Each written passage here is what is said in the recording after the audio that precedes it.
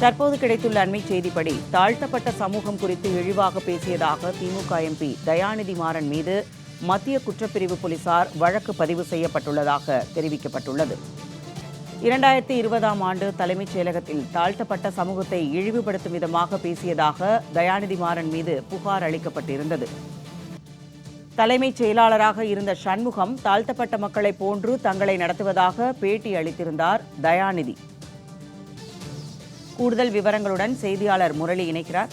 வணக்கம் முரளி. தற்போது தயாநிதி மாறன் மீது மத்திய குற்றப்பிரிவு போலீசார் வழக்கு பதிவு செய்துள்ளதாக செய்திகளை பார்த்துக் கொண்டிருக்கிறோம்.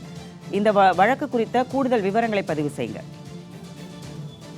மத்திய திமுக எம்பி தயாநிதி மாறன் மீது தாழ்த்தப்பட்டோருக்கு எதிரான வன்கொடுமை தடுப்பு சட்டத்தின் கீழ் சென்னை மத்திய குற்றப்பிரிவு போலீசார் வழக்கு பதிவு செய்திருக்கிறார்கள்.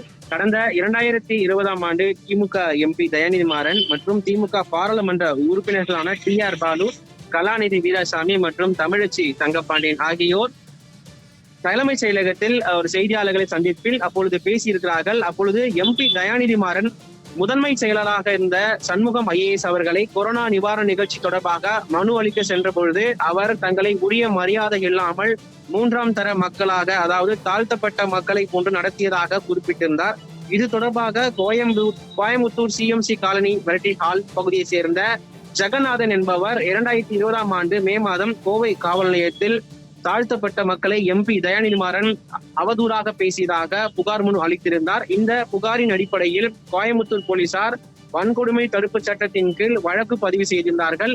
இது குறித்து போலீசார் விசாரணை செய்ததில் இந்த சம்பவம் நடைபெற்றது சென்னை என்கிற காரணத்தினால் சென்னை மத்திய குற்றப்பிரிவுக்கு சமீப காலத்தில் தான் இந்த வழக்கானது மாற்றம் செய்யப்பட்டது. அதன் அடிப்படையில் கோயமுத்தூர் போலீசார் இந்த வழக்கை சென்னை மத்திய குற்றப்பிரிவுக்கு மாற்றியிருக்கிறார்கள். இந்த நிலையில் நேற்று தயாநிதி மாறன் மீது தாழ்த்தப்பட்டோருக்கு எதிரான வன்கொடுமை தடுப்பு சட்டத்தின் கீழ் மத்திய குற்றப்பிரிவு போலீசார் வழக்கு பதிவு செய்திருக்கிறார்கள்.